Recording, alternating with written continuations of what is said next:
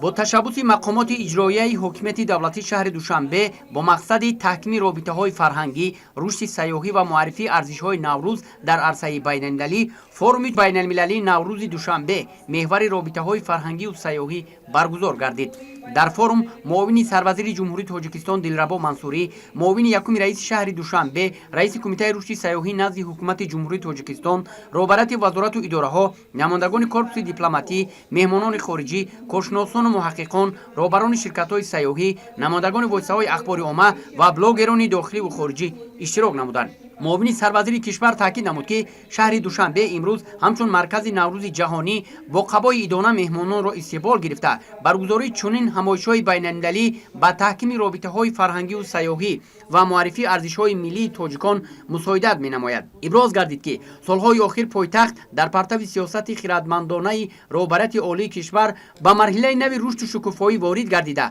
با بنیاد اینفراستراکتور معاصر، کاخ‌های فرهنگی، باغ و گلگشت‌ها و مهیا ساختن شرایط مساعد برای سیاحان به یک از شهرهای جالب سیاحی تبدیل یافته است. همزمان تاکید کرده شد که تشبث‌های بین‌المللی تاجیکستان از جمله جهانی گردیدن جشن نوروز و پیشنهاد تأسیس مرکز بین‌المللی نوروز برای حفظ و ترغیب ارزش‌های فرهنگی نیاگان اهمیت بزرگ دارند.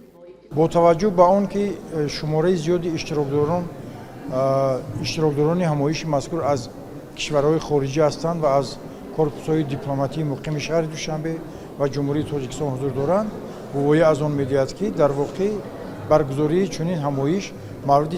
توجه نه تنها ساکنان مملکت بلکه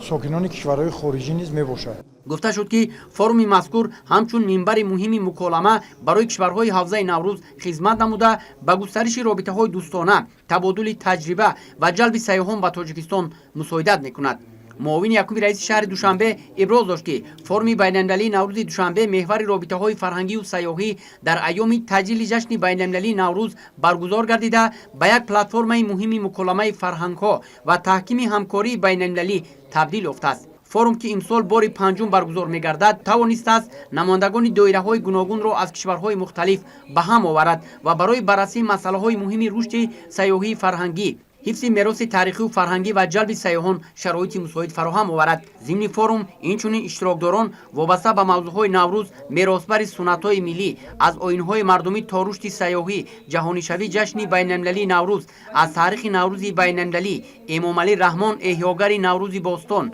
نقش تشکل زیرساختارهای معاصر سیاحی پایتخت در رشد اقتصاد تاجیکستان، نوروز جشن دوستی و رفاقت، نوروز همچون عامل رشد رابطه‌های فرهنگی و سیاحی معروضه‌ها پیشنهاد نمودند. در فرجام بیانیه فورум پنجم بین‌المللی نوروز دوشنبه محور رابطه‌های فرهنگی و سیاحی قبول گردید.